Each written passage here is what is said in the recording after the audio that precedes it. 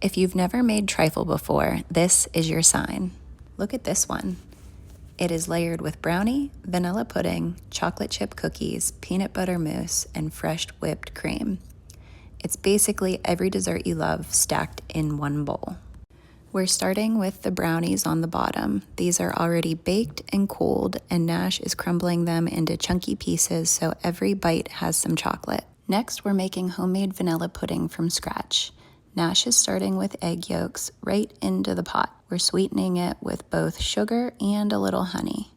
The honey just adds a softer sweetness and a little depth. To that, we're adding 1 cup of milk, a pinch of salt, and cornstarch, which is what thickens everything in the pudding. And this is my favorite part, the seeds from a real vanilla pod.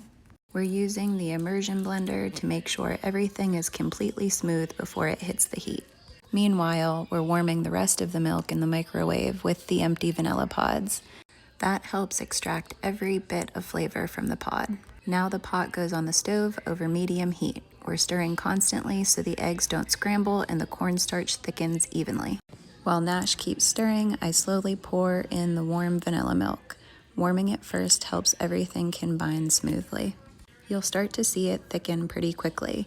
You want to keep stirring until it coats the back of the spoon, thick, glossy, and smooth. To make sure it's perfectly silky, we strain it into a container before chilling. This catches any tiny bits and guarantees a smooth pudding. Then it goes into the fridge to cool completely before we layer it into the trifle.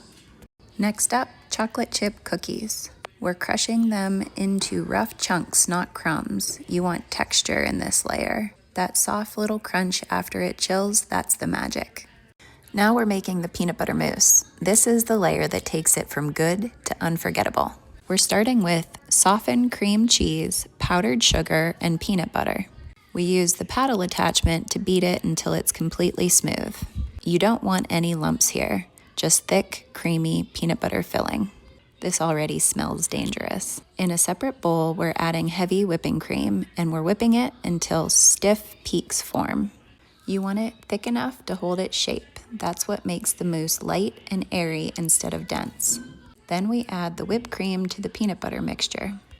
We started by stirring, but then quickly realized we needed the mixer to make sure it was fully incorporated and gives us a smooth, fluffy peanut butter mousse. This is the layer that makes it look impressive. We're spreading it gently over the cookies.